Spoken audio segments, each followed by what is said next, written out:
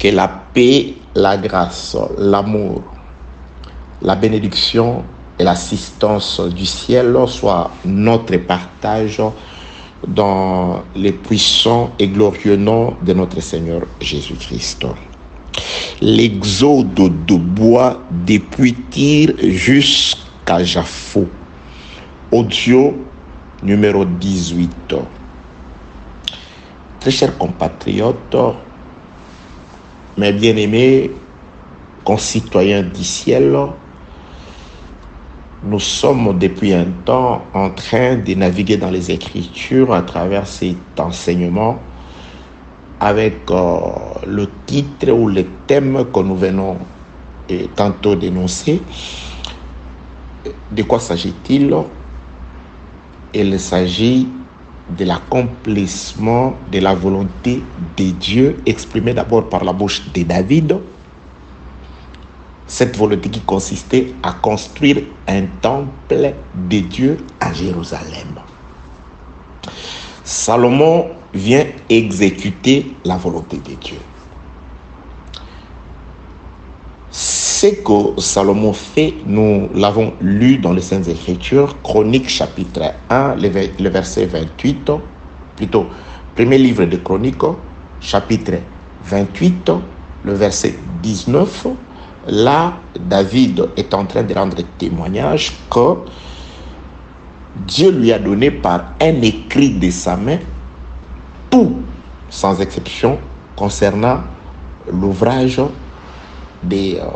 pour la construction de cette maison-là. Dieu a remis à David. David l'a scellé parce que Dieu lui a interdit d'exécuter cela. Il l'a scellé jusqu'à l'avènement du constructeur voulu et désigné par Dieu. Dans l'homme, c'était Salomon qui est venu accomplir la volonté de Dieu exprimée par la bouche de David. Salomon l'accomplit. Alors, pour construire ces temples, pour réaliser ces chefs-d'œuvre célestes, Salomon tourne son regard du côté des païens. Il regarde dans le pays de Tyr. Tyr est un pays étranger qui avait pour roi un certain Huram, qui était le roi de Tyr. Il s'adresse à Huram. Une parenthèse.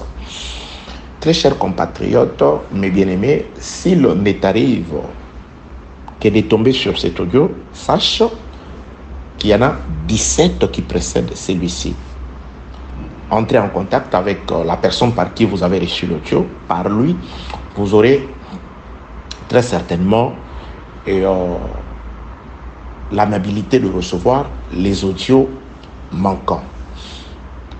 Je vous prie une fois de plus, lorsque vous nous écrivez ou vous envoyez un message pour solliciter, soit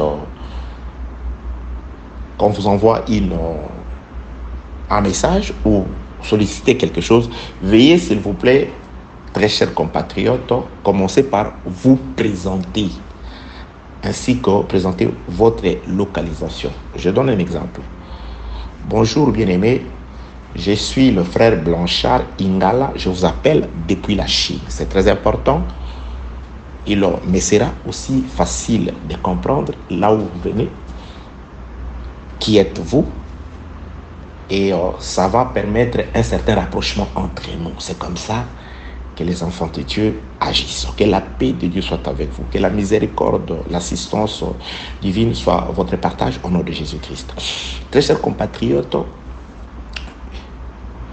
en suivant les audios précédents, vous allez vous représenter sur tout ce qui a été dit en détail concernant ce qui est écrit dans le livre de 2 Chroniques, chapitre 2, à partir du 3e verset jusqu'au 16e verset.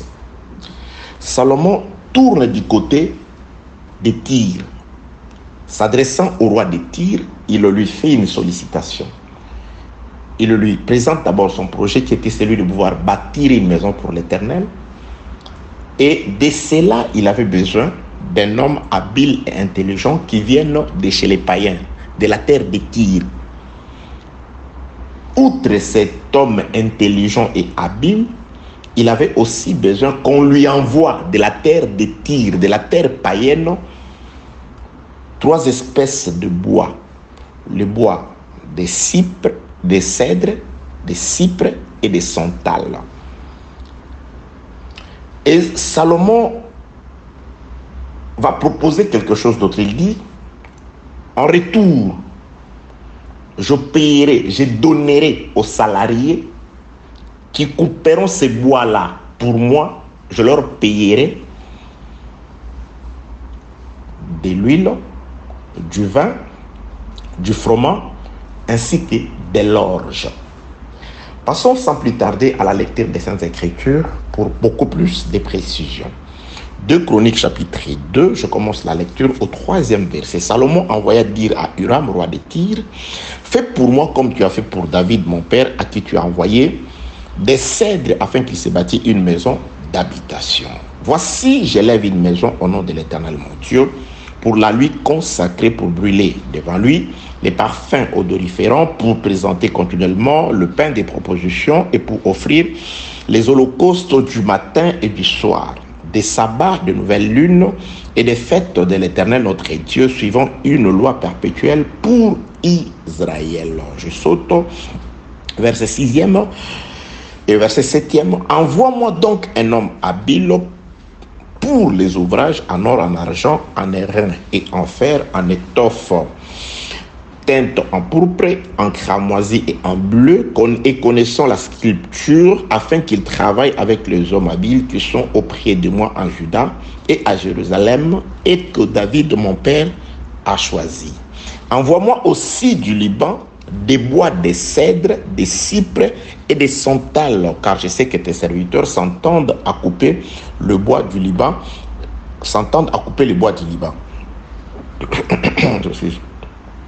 Voici mes serviteurs seront avec le tien. Que l'on me prépare du bois en abondance, car la maison que je vais bâtir sera grande et magnifique. Je donnerai à tes serviteurs qui couperont, qui abattront le bois, 20 000 corps de froment, 20 000 corps d'orge, 20 000 battes de vin et 20 000 battes d'huile. Verset 15e. Maintenant que mon Seigneur envoie à ses serviteurs les froment, l'orge, l'huile et le vin dont il a parlé. Et nous couperons des bois du Liban autant que tu en auras besoin.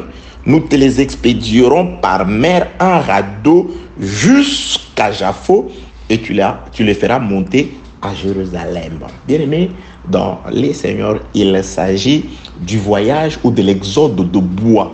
Les bois qui se trouvent chez les païens, chez les nations, doivent voyager depuis leur territoire de nature ou de naissance jusqu'à Jérusalem, mais en transitant par les ports de Jaffo. Nous allons étudier ces trajectoires-là, cet itinéraire. L'itinéraire est tracé par le roi de Tyr, le roi Huram. C'est celui-là qui va tracer l'itinéraire. Il dit, nous allons couper certainement les bois dans la quantité voulue par toi, selon les espèces déterminées par toi. Nous allons te les faire parvenir par voie maritime, par la mer jusqu'à Jaffo. Et là, tu descendras, toi-même, Salomon, tu vas quitter Jérusalem, tu descendras à Jaffo pour les chercher et le faire monter à Jérusalem. C'est pourquoi nous avons parlé de l'exode de bois depuis Tyr, la terre des païens, jusqu'à Jérusalem. Nous avons compris dans les Saintes Écritures que parlant de bois, il y a une sagesse cachée qui parle des hommes. Nous sommes nés quant à la chair dans ce monde. Mais nous avons été connus déjà avant même que la bonne nouvelle nous atteigne, avant même que nous puissions naître sur la terre, Dieu nous avait déjà connus. La preuve en est que Salomon ne fait qu'exécuter ce que son père lui a laissé dans un livre, lesquels l'avaient aussi reçu de Dieu. Dieu a écrit dans son livre, il était question des cypres, des cèdres et des santales. Il écrit les noms de bois dans les livres, Dieu le remet à Salomon. Le livre reste fermé, scellé, méconnu des gens pendant tout le temps où David était vivant. À la mort de David, avant la mort de David, il va laisser le trône à son fils. Lorsque le fils a été intronisé roi, quelque temps après, le fils va ouvrir les livres pour se rendre compte de la volonté de Dieu qui est restée scellée du temps de son père afin de pouvoir l'exécuter. C'est le Seigneur Jésus-Christ qui vient mettre en exécution le plan de Dieu arrêté avant la fondation du monde. Si nous sommes sauvés aujourd'hui, ce n'est pas dans les temps, c'est parce que Dieu nous a connus en Jésus-Christ avant la fondation du monde. Bien-aimés dans le Seigneur, je crois que des choses très intéressantes nous ont été dites par les Saint-Esprit dans les audios précédentes. Donc, consultez les audios précédentes, vous aurez en tout cas beaucoup d'explications sur la prédestination, l'élection et toutes ces choses-là en détail. Et en tout cas, ceux qui l'ont écouté pour la plupart nous ont vraiment appelés pour dire qu'ils ont été servis à satiété. Que la paix, la grâce et la miséricorde de Dieu soient avec vous au nom de Jésus-Christ. Très chers compatriotes, donc il s'agit des bois, il s'agit des hommes qui doivent quitter le monde, qui doivent quitter la vie païenne, la vie normale et naturelle, qui doivent cesser d'être des personnes lambda, des personnes, monsieur tout le monde, afin de commencer un voyage.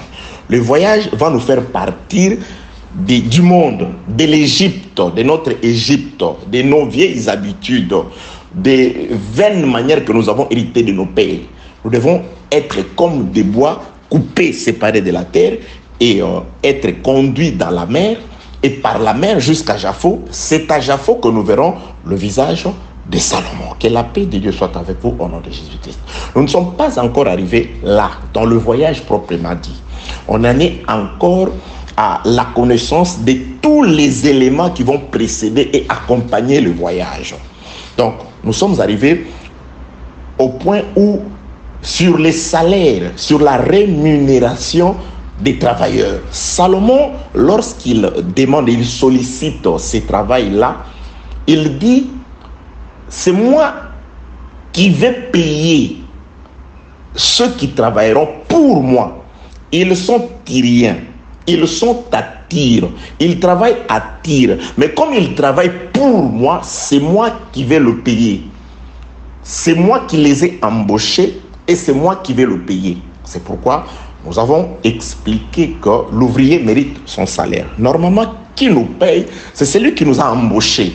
C'est celui de qui nous sommes travailleurs. C'est celui dans les champs de qui nous travaillons. C'est celui pour qui nous travaillons. Bien aimé dans le Seigneur, si je travaille certes par amour à vous, mais beaucoup plus par obéissance à Dieu.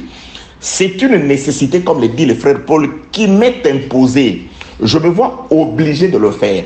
Je m'attends à une rémunération de la part de mon employeur, quels que soient les moyens qu'il va utiliser pour me rémunérer. Mais dans les Écritures, il a présenté quelques-uns des moyens, entre autres, celui à qui on enseigne la parole, il doit faire participer celui qui l'enseigne à ses biens.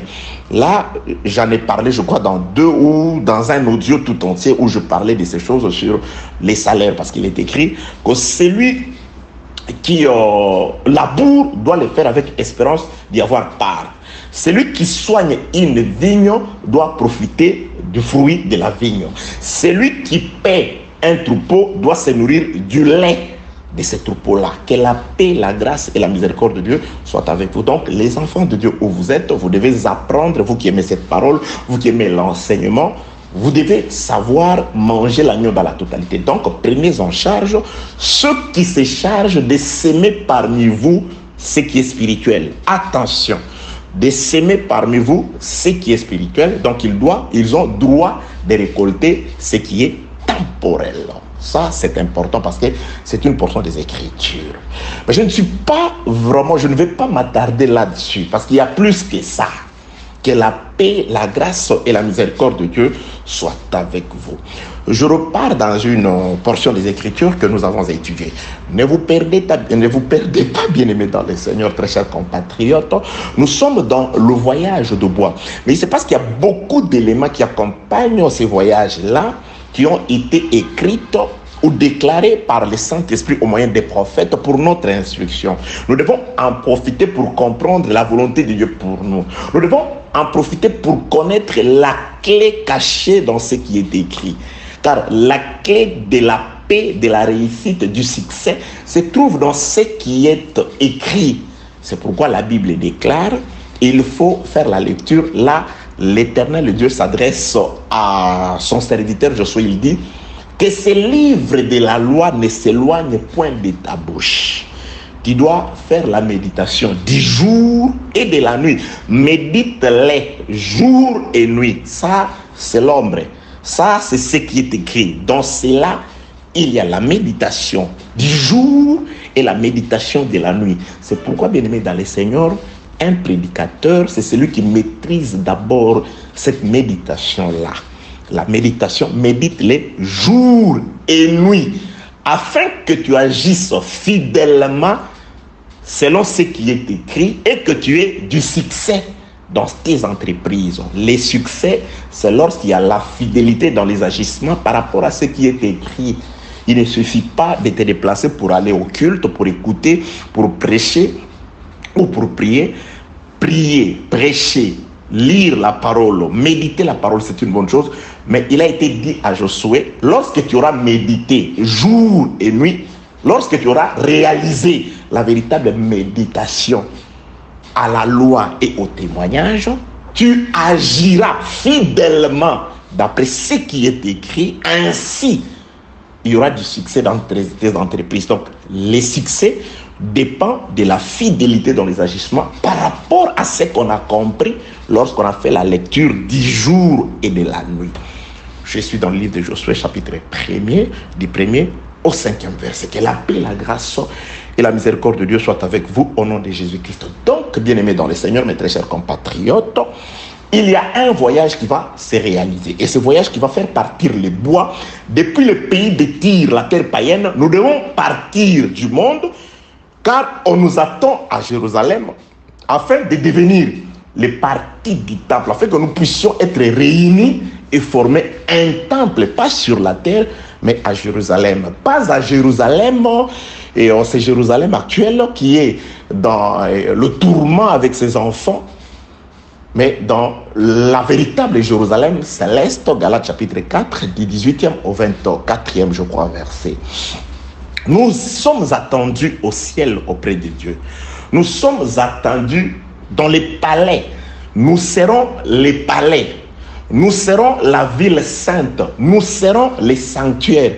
Et nous ne serons pas les sanctuaires si nous ne sommes pas les sanctuaires sur la terre. Ok, nous allons comprendre cette réalité lorsque nous allons aborder la tranche allant de bois qui sont coupés, de leur navigation, comment ils naviguent jusqu'à Jaffo, parce que là c'est aussi une période très très compliquée. Que la paix de Dieu soit avec vous au nom de Jésus-Christ. Donc, ces travailleurs, les Tyriens qui travaillent, qui ne sont pas seuls, qui travaillent avec des gens qui étaient auprès de Salomon, que Salomon a dépêché. Salomon a fait dépêcher les gens auprès de lui, qui étaient auprès de lui, il les a fait descendre à Tyr afin d'être accompagnés, d'accompagner des Tyriens qui sont des spécialistes, qui s'entendent, qui connaissent, qui maîtrisent la forêt du Liban où se trouvent les trois espèces de bois afin de pouvoir bien travailler d'après la volonté de Salomon. Parce que ces serviteurs-là sortent de Jérusalem. Ils étaient auprès de Salomon. Ils ont marché avec Salomon. Ils ont été avec Salomon. Salomon leur a parlé. Il dit, je ne prie pas seulement pour vous qui êtes ici, les serviteurs.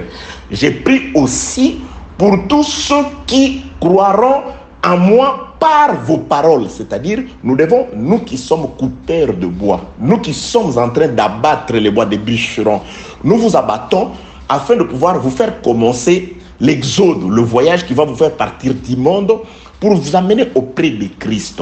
Alors, nous ne travaillons pas seuls, nous sommes accompagnés des apôtres, de ceux qui étaient avec le Seigneur, au travers de leurs enseignements.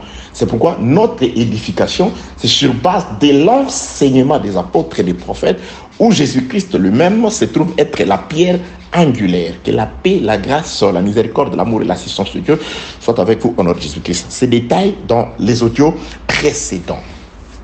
Alors, très chers compatriotes, je file dans le premier livre des Corinthiens, 1 Corinthiens, chapitre 9e, 1 Corinthiens, nous sommes dans la rémunération parce que Salomon promet un salaire et il définit son salaire. Le roi de Tyr intercède pour ses serviteurs afin que Salomon accomplisse. Il dit, ce que tu as dit, tu as parlé, tu as promis que les serviteurs ne travailleront pas à jeun, ne travailleront pas gratuitement, ils ne seront pas exploités. Toi, tu n'es pas comme certaines personnes ou certains hommes qui font travailler des mercenaires sans leur donner les salaires. Toi, tu dois payer. Dieu paye toujours d'une manière ou d'une autre. Il rémunère ceux qu'il a employés, ceux qu'il a envoyés dans son champ. Nous allons étudier ça. Quand quelqu'un est sorti pour aller chercher des gens pour travailler dans son champ, il a d'abord commencé par discuter avec ces gens concernant leur salaire. Il dit, venez travailler dans mon champ. Pourquoi êtes-vous là à ne rien faire? Venez, vous allez travailler dans mon champ. Je vous paierai un denier. Êtes-vous d'accord? Oui, oui, oui, bien aimé. C'est pourquoi j'ai dit, pour entrer dans ce travail, tu dois vraiment te rendre compte de la rémunération. Seras-tu d'accord du salaire que le Seigneur Dieu te propose? Parce qu'il y a des gens qui viennent dans les seigneurs, ils ne veulent que par... ils veulent s'enrichir dans le Seigneur. Dieu peut t'enrichir quand il veut, comment il veut.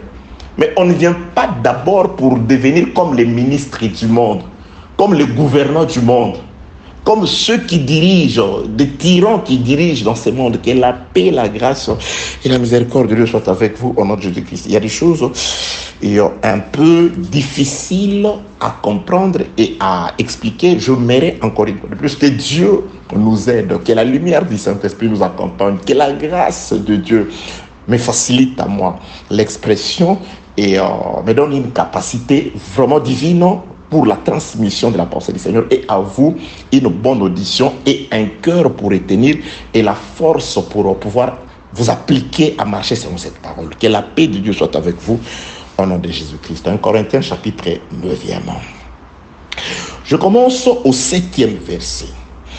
Qui jamais, 1 Corinthiens 9, 7, qui jamais fait le service militaire à ses propres frais?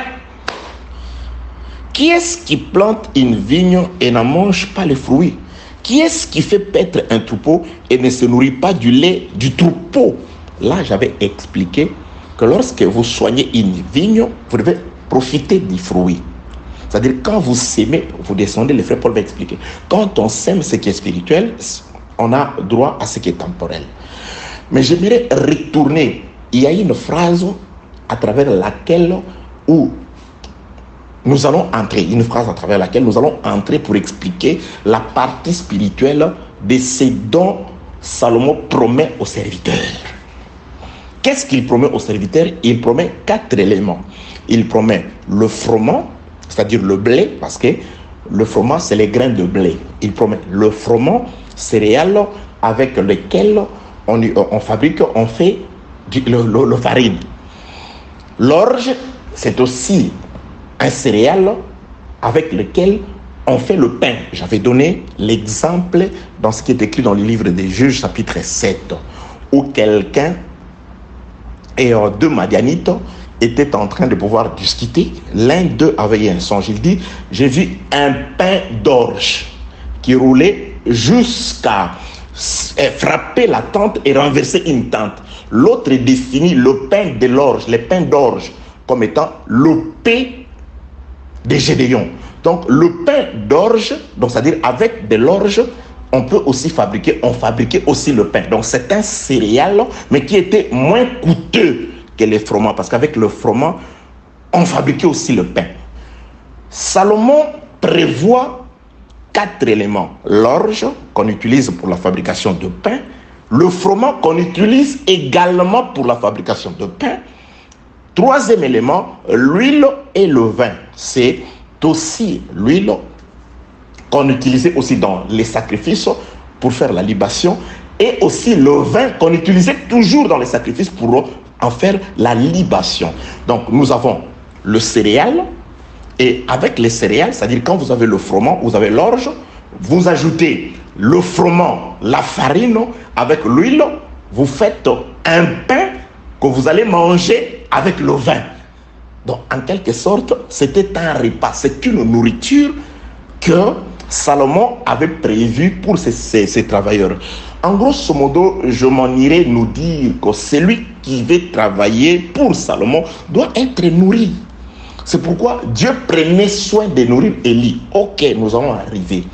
Nous sommes en train de détailler pourquoi Dieu n'a-t-il pas donné autre chose ou autre espèce de céréales ou de, je sais pas, de plantes pour la nourriture ou comme salaire pour les serviteurs, mais il a précisé le froment, c'est-à-dire le blé, l'orge, le dé représente le pain, l'huile et le vin. Pourquoi?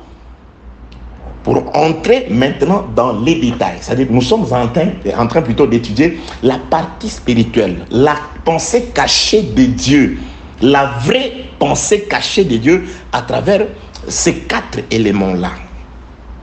La fois passée, nous sommes allés dans le livre d'Apocalypse chapitre 6, ce que nous allons aussi développer si telle est aussi la volonté de Dieu. Je reprends la lecture. 1 Corinthiens, suivez-moi très bien, très chers compatriotes. Je bénis déjà Dieu pour l'amour que vous portez pour la parole. Je bénis Dieu pour la place que vous avez toujours réservée pour moi, votre frère, dans votre cœur, dans vos cœurs. Quand vous m'appelez, quand vous me dites toutes ces paroles douces, bien aimé, je ne me sens qu'encouragé. Quand vous m'appelez, quand vous me laissez les messages, que je me réveille, je vois mon téléphone rempli de messages, de remerciements, d'encouragements, de suggestions et de prières, en tout cas de requêtes, je me sens aimé et je me vois vraiment utile par rapport à cette œuvre. Que Dieu vous bénisse, que Dieu vous fortifie, que Dieu vous fasse participer à la bénédiction qu'il a réservée pour moi dans cette œuvre, car vous faites aussi partie de ceux qui travaillent comme moi, car par vous, des millions de personnes ont accès à l'évangile. Vous recevez, comme vous voulez être arrosé, vous arrosez aussi. Vous m'appelez pour dire, il y a des gens qui m'appellent directement pour dire, non, voilà, j'ai reçu le numéro par un tel ou dans un groupe, un forum où je ne fais même pas partie, mais la parole de Dieu est arrivée par des gens qui sont souciés de faire comprendre la pensée du Seigneur. En tout cas, que Dieu vous bénisse. Vous faites la même chose que moi. Je pense, selon la parole du Seigneur, vous participez aussi à la même bénédiction que moi. Que Dieu vous fortifie, que Dieu vous regarde, que Dieu vous récompense, que Dieu vous relève, que Dieu accomplisse les désirs de vos cœurs au nom de Jésus-Christ. Soyez arrosés, vous tous qui arrosés par la parole du Seigneur. Je ne m'adresse pas seulement à vous qui partagez cette parole, je m'adresse aussi à tous les dispensateurs de la grâce du Seigneur. J'ai fait une prière pour eux. Dieu, qu'il se souvienne de tous ceux qui sont disposés à prêcher vraiment la parole qui est la pensée du Seigneur au peuple assoiffé, de manière à ce que ceux qui ont faim trouvent à manger et ceux qui ont soif et puissent être abreuvés au nom de Jésus-Christ. 1 Corinthiens chapitre 9, verset 7e. Qui jamais fait le service militaire à ses propres frais? Donc je me limite juste là. Selon le Saint-Esprit par le frère Paul, on ne peut pas utiliser ses propres frais pour faire le service militaire. Si on est engagé dans l'armée pour faire le service militaire, selon le frère Paul ici, on n'utilise pas ses propres frais. C'est-à-dire un soldat engagé, reconnu par l'État, à moins que vous soyez un dissident ou un rebelle ou je ne sais pas, un malfrat qui utilise les effets militaires pour, je ne sais pas, faire avec les crimes. Mais un soldat idéal, même appartenant aux pays les plus pauvres ou démunis de la terre, normalement, on ne fait pas les services militaires à ses propres frais.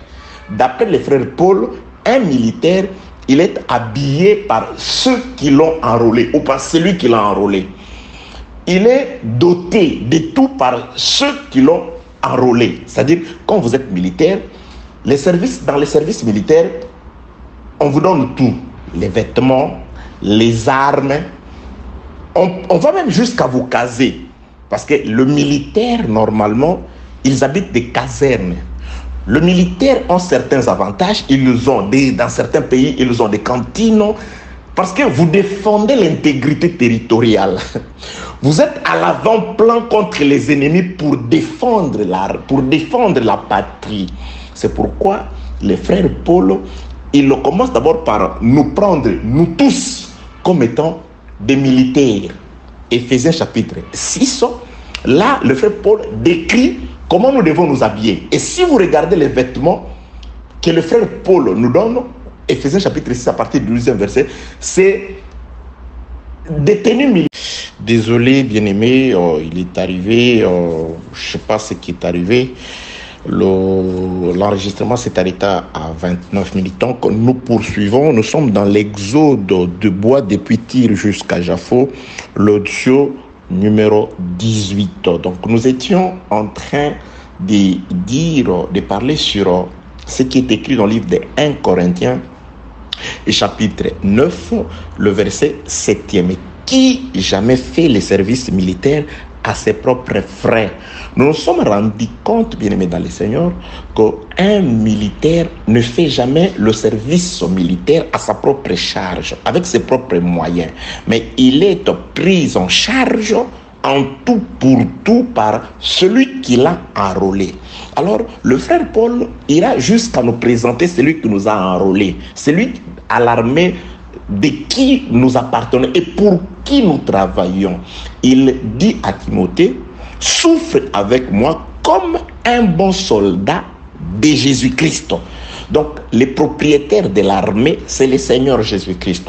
Celui pour qui nous travaillons, c'est le Seigneur Jésus-Christ. Donc, si c'est le Seigneur Jésus-Christ qui nous a enrôlés pour travailler dans son armée, c'est-à-dire aller reconquérir les territoires qui nous ont été échus en partage et défendre les territoires qui sont les nôtres, c'est le Seigneur, ce Seigneur-là, c'est Jésus-là, c'est ce Seigneur, ce Fils de Dieu-là qui nous a enrôlés. C'est celui-là qui doit s'occuper de nous. C'est celui-là plutôt qui doit nous doter de tout. Il a commencé par dire à ses apôtres, ce n'est pas vous qui m'avez choisi, c'est moi qui vous ai choisi. Donc c'est moi qui vous ai enrôlé. Dans l'armée du Seigneur, on ne vient pas s'enrôler. Mais c'est celui-là qui cherche, qui regarde. Non. Il va appeler, toi viens là-bas, toi viens. C'est celui qui nous a appelés. Et si c'est lui qui nous a appelés, c'est afin que nous puissions, comme ces soldats, travailler.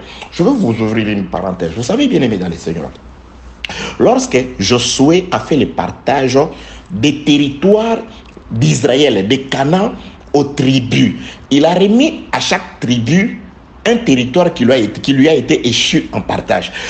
Dans certains de ces territoires, quand Josué les donnait aux enfants d'Israël, ces territoires étaient occupés par les ennemis. Donc c'était aux personnes à qui on avait remis ces territoires sur papier de pouvoir combattre afin de pouvoir reconquérir ou conquérir les territoires qui leur a été donnés par l'Éternel. C'est pourquoi je nous ai toujours exhorté, bien-aimés dans le Seigneur, qu'il y a des promesses glorieuses qui ont été dites pour nous, qui nous ont été laissées, que Jésus-Christ a prononcé sur nous. On vous fera la guerre, on ne vous vaincra pas, vous marcherez sur les serpents, vous marcherez sur les scorpions, rien ne pourra plus jamais vous nuire. Tellement de promesses glorieuses, parfois on se pose des questions. Mais pourquoi ces promesses-là, certaines personnes, où nous ne les vivons pas dans la totalité? Ça veut tout simplement dire que nous sommes des soldats, comme l'étaient les enfants d'Israël, à qui on avait remis les territoires. Ils devaient s'élever afin d'aller reconquérir, afin d'aller récupérer ce qui était à eux. Grâce à l'esprit de celui qui leur avait donné ces territoires-là, ils avaient conquéri. Ils avaient en tout cas fait le nécessaire pour pouvoir, à chaque tribu, de pouvoir rester dans le coin voulu par l'Éternel. Que la paix, la grâce et la miséricorde de Dieu soient avec vous. Bien aimé, Dieu ne permettra pas que nous soyons tentés au-delà de nos capacités. Dieu ne peut pas te faire des promesses qui soient au-delà de tes capacités. Si Dieu nous a promis d'être puissants, c'est que Dieu sait qu'avec lui, nous pouvons être puissants. Il nous suffit juste de nous en remettre à lui, de lui faire confiance, d'implorer sa grâce, afin que lui nous aide à être ce que lui a voulu que nous soyons pour lui. Que la paix de Dieu soit avec vous au nom de Jésus-Christ. Donc, lorsque le frère Paul, pour parler de la rémunération des travailleurs, il compare des ouvriers à des militaires. Il présente quelques avantages. Il dit, qui jamais fait le service militaire à ses propres frères? Ça veut tout simplement dire, comme des soldats de Christ, Christ doit nous doter.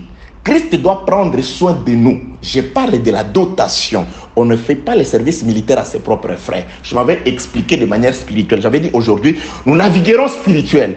Bien-aimés dans le Seigneur, on ne fait pas l'œuvre de Dieu ou le ministère par rapport à ses propres pensées, les propres frais, ses propres frais. C'est son propre raisonnement aussi. C'est ses propres capacités aussi. Il y a des gens qui utilisent des capacités intellectuelles pour faire l'œuvre de Dieu. Tout ce dont nous avons besoin pour accomplir l'œuvre de Dieu doit venir de celui qui nous a enrôlés, parce que l'interdiction demeure. On ne fait pas le service militaire à ses propres frais. Je n'ai jamais vu un soldat qu'on va enrôler pour aller dans l'armée. Ce soldat-là va venir de chez lui disant non, voilà, moi, mes parents sont très riches, je viendrai avec ma tenue de chez nous, je viendrai avec mes armes de chez nous. Non, non, non. Vous venez avec des vêtements civils.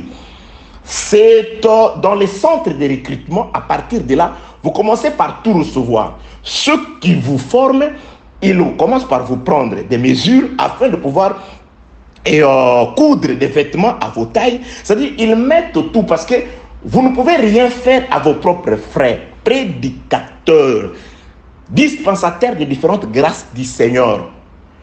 Prophètes, vous qui avez des dons, prophètes, parlez de connaissances et consorts, on ne fait pas les services militaires, c'est-à-dire on ne peut pas se mettre à marcher, parce que je l'ai présenté dans les Écritures que le militaire c'est pour reconquérir. Nous ne sommes là que pour reconquérir la portion qui nous a été donnée par le Saint-Esprit.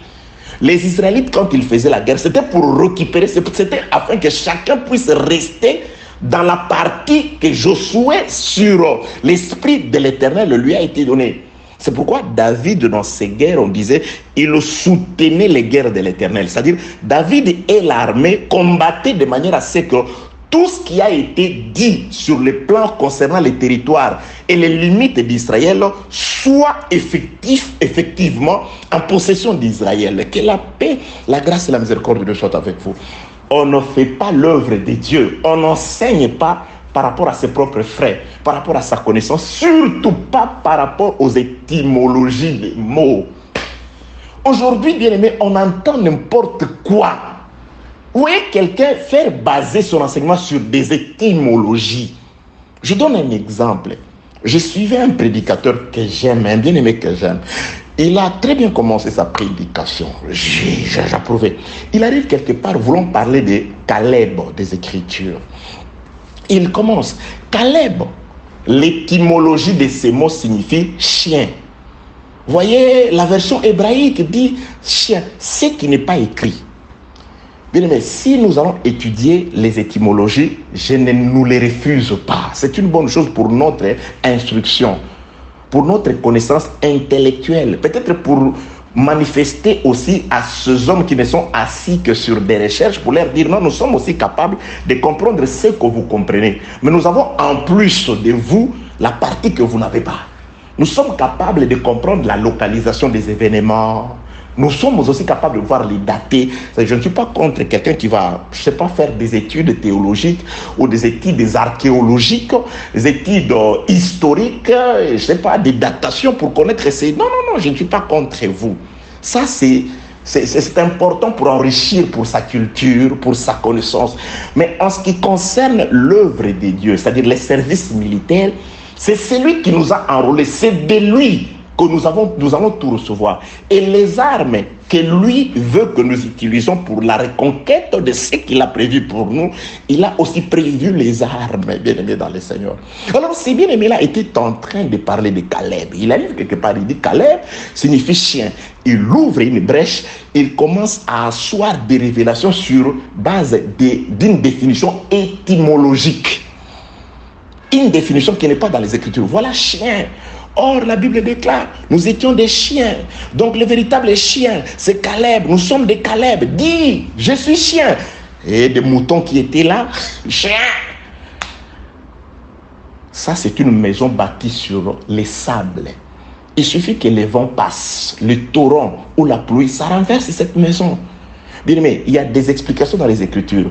Cet enfant s'appellera Jésus, ce qui signifie. Cet enfant s'appellera Emmanuel, ce qui signifie. On l'appela, je ne sais pas, Nabal. Dire comme son nom.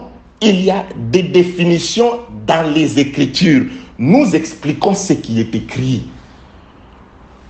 On ne prend pas les étymologies par rapport à ses recherches, par rapport aux fruits de ses recherches pour les greffer à la parole de Dieu et faire asseoir des révélations là-dessus. Ça tue, c'est du poison. Ça, c'est une arme qu'on a rapportée de l'extérieur. C'est lui qui a fait de nous des soldats pour reconquérir. Aujourd'hui, Israël devait combattre. C'était un Israélite terrestre à qui on avait aussi donné un canal terrestre. Il devait aussi utiliser des armes terrestres, naturelles, pour combattre et reconquérir des territoires terrestres. Nous sommes aujourd'hui l'équivalent de cet Israël, mais spirituel. Il nous a donné des promesses spirituelles d'abord. Nous devons marcher sur les serpents. Nous devons guérir les malades. Nous devons, bien aimé, rien ne peut plus jamais nous nuire. Il y a toute une litanie de promesses merveilleuses de Dieu. Et parfois, on ne voit pas encore la réalisation de ces promesses-là. Nous devons combattre comme des bons soldats afin de pouvoir reconquérir. Parce que Dieu ne permettra jamais que nous soyons tentés au-delà de nos capacités. Dieu ne peut pas te donner une promesse que tu ne sois pas capable d'accomplir. Si Dieu te fait des promesses, c'est qu'il y a quelque part des capacités. Tu dois savoir puiser dans ces capacités-là afin de pouvoir mettre en exécution les plans de Dieu. C'est pourquoi je te montre la formule. Approche-toi de Dieu. Seigneur Dieu, tu m'as dit que je dois être ainsi, je dois faire ceci. Mais voici faible, me voici incapable. Aide-moi. Va implorer la grâce. Va implorer la miséricorde de cet homme-là, de Dieu. C'est Dieu qui va t'aider à accomplir sa propre volonté. C'est Dieu qui peut t'aider à être ce que lui attend de toi, ce que lui veut que tu sois. Mais approche-toi de Dieu. Moi, j'aime cet homme-là qui avait reçu de la visite la nuit. Une visite surprise la nuit. Comme il était pendant la journée l'ami de celui qui vend le pain, il était son ami. C'est-à-dire la journée, ils étaient ensemble. Ils étaient ensemble, ils se connaissaient. Il connaissait son ami. Il connaissait la tendresse du cœur de son ami. Il connaissait l'adresse de la maison de son ami. Il ne pouvait pas oublier, même si c'était la nuit. Comme c'était son ami pendant la journée, il ne pouvait pas, bien aimé, pendant la nuit, des difficultés, des problèmes. C'est lui qui a toujours été avec Jésus, pendant que tout va bien. Si tu as toujours donné ta vie à Jésus, si Jésus est ton ami, lorsque des problèmes surgiront, tu n'oublieras pas l'adresse, tu ne vas pas confondre l'adresse. Tu vas t'adresser ou te diriger pas à pas, une, deux, jusqu'à l'adresse. Tu vas frapper, même si de l'intérieur. Il va te dire non, tu vas continuer parce que tu le connais. Tu sais qu'il est compatissant. Tu sais qu'il est tendre. Tu sais qu'il est riche en bonté. Même si ça tarde, tu vas continuer à implorer sa grâce, à implorer sa miséricorde. Parce que tu sais qu'au-delà de ce qu'il dit, il est miséricordieux. Au-delà de la situation difficile que tu traverses, Dieu reste miséricordieux. Au-delà des souffrances, des angoisses qui t'accablent, Dieu reste miséricordieux. Ne te lasse pas. Ne te fatigue pas. Continue de frapper. Et cet homme-là, qu'est-ce qu'il avait? Il n'avait même pas l'argent pour acheter. Il dit prête-moi. Il était vraiment ennuyé. Il n'avait rien. Qu'est-ce que j'ai à donner à Dieu? Tout ce dont j'ai besoin, c'est de lui que je dois recevoir. Et cet homme, quand il a ouvert la porte, il a dit, prends tout ce dont tu as besoin. Que veux-tu? Il n'était allé là-bas que pour le pain, mais quand on lui a ouvert la porte, Dieu lui a donné, son ami lui a donné au-delà de ce qu'il était allé rechercher. Alléluia. Il est compatissant. Alors, bien aimé, là, je suis allé pour nous dire que comme des soldats, nous devons apprendre à reconquérir ce qui est à nous. Je suis là par rapport à la récompense. C'est de la récompense des soldats qu'il faut. Le frère Paul, parlant de la récompense, il prend ses serviteurs, il le met comme des soldats. Il dit, un soldat est doté. Il travaille aux frais de celui qui l'a employé. C'est pourquoi si tu fais l'œuvre de Dieu et que tu es conscient que tu fais vraiment l'œuvre de Dieu, surtout si tu as reçu vraiment un appel authentique, sache que celui qui t'a embauché, c'est à ses frais que tu dois travailler. C'est à ses frais que tu dois t'occuper de tes enfants. C'est à ses frais. Comment ces frais vont parvenir jusqu'à toi? Ça, c'est un Dieu miraculeux. Mais c'est que moi, je sais que ce Dieu-là doit s'occuper de moi. C'est que moi, je sais, si je suis dans le champ, je suis en train de fouler les grains avec l'espérance d'y avoir part. Alléluia. Que Dieu soit béni. S'il enverra un corbeau, ça, c'est son problème. Moi, c'est que je sais que c'est Dieu pour qui je travaille, dans l'armée de qui je travaille, il doit me donner tout. Il me donne d'abord ce qui est spirituel pour vous. J'étais dans les armes. Les armes qu'on utilise, bien aimés dans les Seigneurs, vous allez voir, Éphésiens chapitre 6, verset, je commence au 11e verset, Éphésiens 6, 11. Nous parlons des soldats qui ne sont pas dotés par eux-mêmes, qui ne travaillent pas à leurs propres frais. Éphésiens chapitre 6, je commence au 11e verset. Revêtez-vous de toutes les armes de Dieu. On ne peut pas nous demander de nous revêtir des armes de Dieu si on n'est pas des soldats. Nous sommes des soldats de Dieu. Bien aimés, comme soldats en Israël, c'était pour la reconquête des territoires qui nous ont été échus en partage par Josué. Sur les livres, nous devons les accomplir. On écrit un livre, on trace un plan, on dit Blanchard, voici ton territoire. Et quand je me considère, je dis, mais je suis en dehors de ce territoire. Je dois reconquérir mon territoire. Et une fois les territoires conquis, les peuples d'Israël doivent devoir veiller pour protéger ces territoires. Bien aimé, nous devons apprendre aussi à protéger les acquis. Car il y a le diable qui est en train de rôder comme un loup, comme un lion plutôt. Il veut nous ravir ces dons précieux que nous avons reçus du Seigneur. Regarde ce que tu étais. Tu pouvais voir les situations. Tu avais un don puissant de prophétie. Tu parlais en langue. Voilà ce que tu étais. Tu parlais si bien. Tout allait de l'avant. Mais regarde ce qui t'arrive aujourd'hui. Tu ne vois plus rien. Tu commences à forcer. Tu commences à inventer des prophéties encore beaucoup plus graves. Maintenant, tu te laisses utiliser par Baal, par un autre esprit que l'esprit de la vérité. Te voici utilisé par l'esprit de l'erreur parce que tu commences à mentir. Tu commences à fabriquer des révélations. Tu commences à fabriquer des prédications. Tu ne vois plus rien. Quand tu lis, tu ne vois plus rien. Tu es tellement léger spirituellement. Tu es tellement charnel. Tu es tellement distrait. Tu baignes tellement dans les péchés que tu ne vois plus rien. Tu commences à fabriquer. Tu commences à faire des copier-coller. Dieu ne te dit plus rien. Mais comme tu veux maintenir les standards, qu'on dise que tu es toujours là, tu commences à fabriquer. Tu commences à faire des gymnastiques. Retourne, regarde où tu es tombé. Relève-toi au nom de Jésus. J'aimerais que tu te relèves. Dieu te connaît. Et Dieu sait que le temps est encore là pour te relever. Il est miséricordieux. Il tend sa main. Voilà le papa de cet enfant prodigue. Il était là. Il épiait le regard. Il entendait. Quand il a appris le premier vers le serviteur que le fils retournait, il est sorti. Donc Dieu t'attend aussi. Que la paix de Dieu soit avec vous au nom de Jésus-Christ. Éphésiens chapitre 6 verset 11. Revêtez-vous de toutes les armes de Dieu afin de pouvoir tenir ferme contre le ruse du diable. Car nous n'avons pas à lutter contre la chair et le sang, mais contre les dominations, contre les autorités, contre les princes de ce monde de ténèbres, contre les esprits méchants dans les lieux célestes. C'est pourquoi prenez toutes les armes de Dieu afin de pouvoir résister dans le mauvais jour et tenir ferme après avoir tout surmonté. Je m'excuse. Verset 14.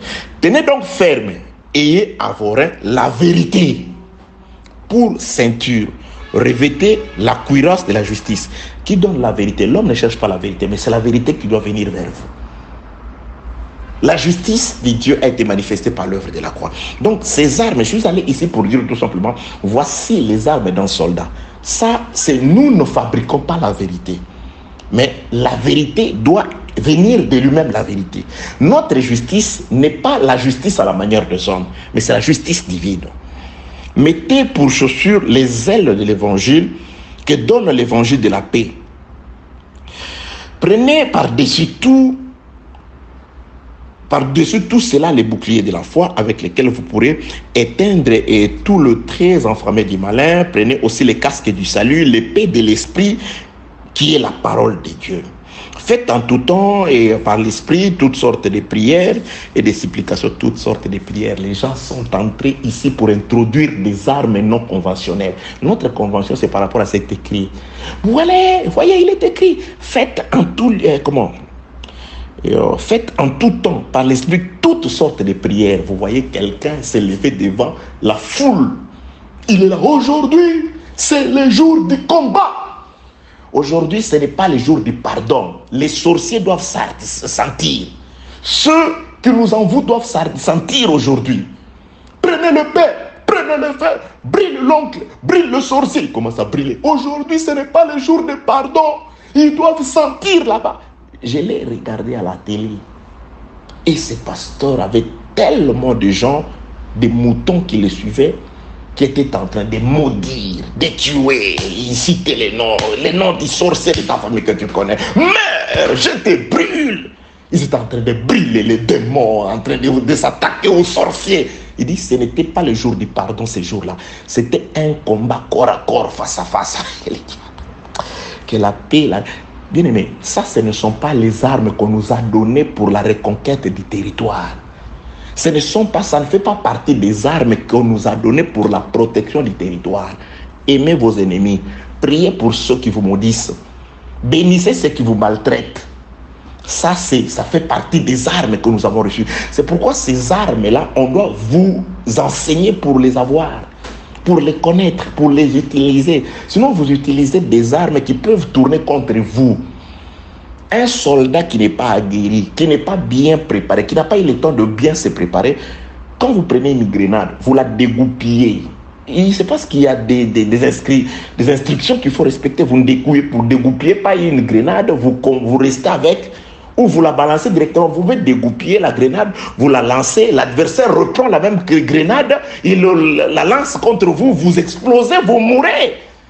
C'est-à-dire qu'il y a des instructions.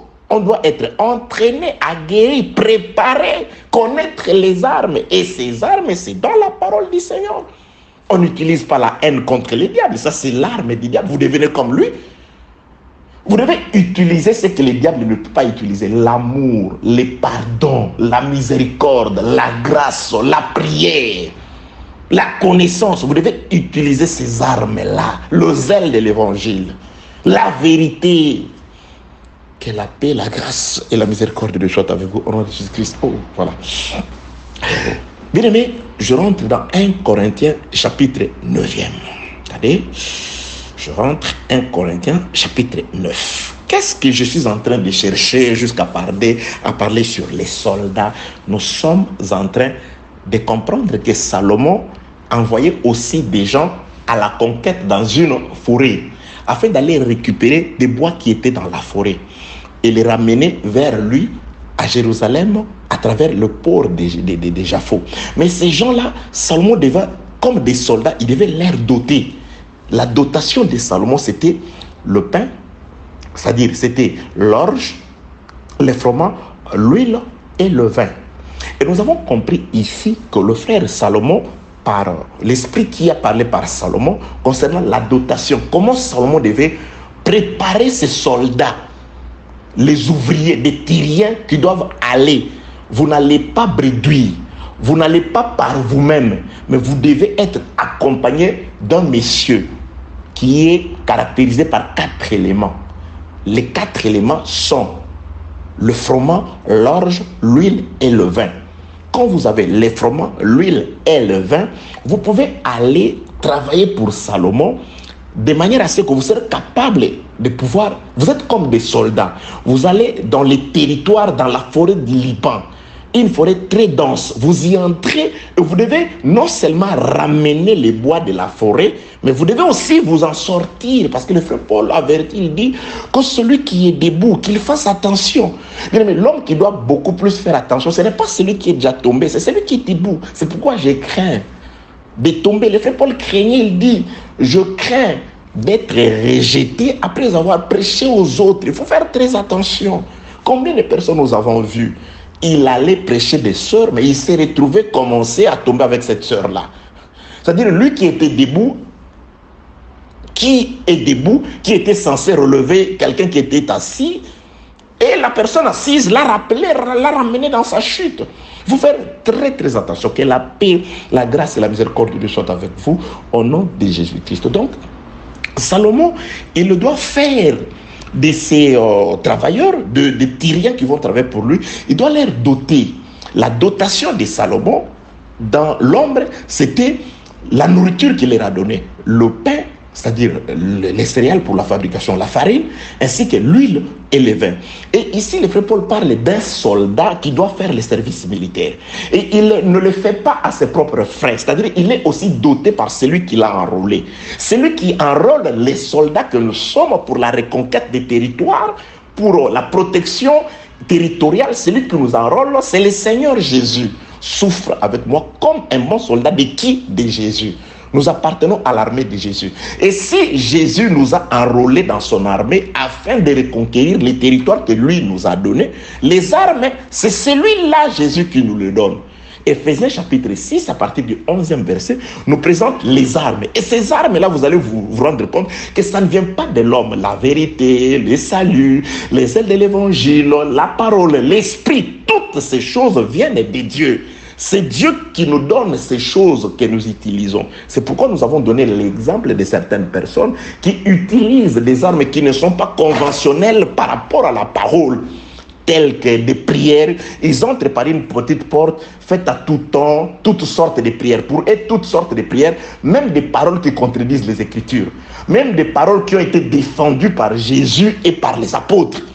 Ils disent des choses, non, toutes sortes de prières, toutes sortes de prières. Ils commencent à maudire. Il y a une prière, bien aimé, cette prière me donne froid. Je sais que plusieurs personnes, même dans les assemblées de ces fonds, retour à l'expéditeur. Non. La malédiction, retour à l'expéditeur, non. Ça, c'est des hommes qui ne sont pas de notre armée. Nous, il nous a été interdit de rendre le mal pour le mal. On ne rend pas le mal par le mal, on ne rend pas le mal pour le mal. Nous devons aider. Retour à l'expéditeur, c'est-à-dire quelqu'un te maudit, toi aussi tu le maudis. Non. Retour à l'expéditeur, c'est-à-dire quelqu'un t'a ensorcelé, toi aussi tu l'ensorcelles. Non. Nous leur devons l'amour. Notre prière est qu'ils ne meurent pas dans... Si c'est des sorciers, qu'ils ne meurent pas dans cet état-là. Que Dieu leur fasse grâce. Que Dieu leur fasse connaître sa volonté. Qu'ils se repentissent, qu'ils se relèvent de ces choses-là. C'est ça les soucis pour lesquels Dieu a abandonné le ciel pour venir sur la terre. C'est pour la transformation des méchants au juste. Nous ne faisons pas la prière. Oui, il y a des gens qui sont le frère européen. Et ceux qui sont dans les îles, c'est des genres de prières qui se font surtout en Afrique. Hein? C'est-à-dire, en Afrique, il y a beaucoup trop ces histoires de sorcellerie et consorts. Parfois, une personne, oui, on prophétise, voilà, vous avez une maladie d'origine sorcellérique. Ça se fait aussi. Alors, vous voyez cette personne-là prier, il dit retour à l'expéditeur. C'est-à-dire, je rends la maladie à la personne qui me l'a envoyée. Oh non, on peut prophétiser en disant, voilà, il y a quelqu'un dans votre famille qui en veut en votre vie, qui vous souhaite du mal, ou qui vous a envoûté, ou qui vous a renfermé dans un esprit de pauvreté, comme ça.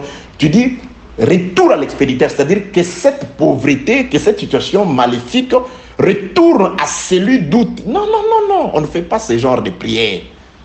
Nous les bénissons, nous les aimons. Bien-aimés, il n'existe rien qui étouffe le diable plus que l'amour. Quelqu'un qui te fait du mal, toi tu l'aimes. Ça, cette arme-là n'existe pas. Jésus-Christ a conquis le monde par amour, par esprit de pardon. Il a pardonné ceux qui l'ont offensé. Il a pardonné ceux qui l'ont haï. Il n'existe pas d'arme plus efficace que l'amour. Et dans cet amour-là, nous ne sommes pas comme eux. C'est eux, qui sont des méchants. Ils nous ont envoyé la maladie. Nous, on ne retourne pas cette maladie. Dieu nous guérit, nous prions pour ces gens-là, afin qu'ils se convertissent, afin qu'ils connaissent la grandeur de Dieu. Lorsque Dieu m'aura béni, il verra que, quoi que son niveau de cultisme console, il ne peut rien contre moi. Il viendra, il va s'agenouiller devant ton Dieu. Il va s'agenouiller et il va glorifier ton Dieu. Que la paix de Dieu soit avec vous au nom de Jésus-Christ. Ne faites plus ce genre de prières. Retour à l'expéditeur. Je te retourne, rentre d'où tu es venu. Non, non, non, non, non. Nous chassons les démons. Nous guérissons les malades. Nous avons ce pouvoir de guérir les malades. Mais nous ne remettons que la paix de Dieu soit avec vous au nom de Jésus-Christ. Ok, bien-aimés dans le Seigneur. Nous sommes dans la dotation de ceux qui va accompagner. Salomon est en train de préparer ceux qui vont aller travailler pour lui. Il leur donne ces 4 éléments. Je l'ai parlé sur autre chose, le Saint-Esprit m'a conduit sur autre chose. Je crois qu'il y a quelque chose que Dieu voulait qu'on puisse dire à travers ce qui a été dit aujourd'hui. Que la paix de Dieu soit avec vous au nom de Jésus-Christ. Alors, très chers compatriotes en Jésus-Christ, Salomon prépare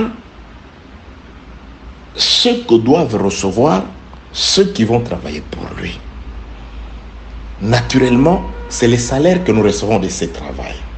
Nous le recevons de Dieu. Dieu sait comment nous rémunérer. Mais il a aussi donné une part de responsabilité à ceux qui entendent ces choses spirituelles, de pouvoir s'occuper de ceux qui sèment à travers leur bien temporel ces choses spirituelles. Mais il y a, dans ces choses-là, outre les salaires, il y a aussi ce qui est très important. Si vous n'avez pas le pain, vous n'avez pas l'huile et le vin, vous n'allez pas travailler. C'est pourquoi Jésus-Christ, avant d'envoyer ses serviteurs, il leur a rassuré cela. Il les a ramenés dans la chambre haute. Il a pris le pain et le vin. Je reviendrai dans cela, dans ces choses-là, dans l'audio précédent, quand nous allons exploiter Apocalypse chapitre 6, le verset 6, l'ouverture du 3e sceau. Nous allons nous rendre compte parce que Apocalypse 6, verset 6, l'ouverture du 3e sceau, nous voyons qu'il y a ces 4 éléments, le même élément que présente Salomon à ses serviteurs. Apocalypse 6, 6 parle de le froment, c'est-à-dire le blé et l'orge qui devaient passer par la balance, l'huile et le vin qui ne devaient pas passer par la balance. Donc nous voyons les 4 éléments. Nous allons nous rendre compte qu'il y a quelque chose qui s'était passé. Les 4 chevaux, en réalité, lesquels ne représentent qu'un seul esprit, ne poursuit qu'un homme ou un esprit. Pour aujourd'hui, que celui qui a créé les cieux de la terre vous bénisse au nom de Jésus-Christ.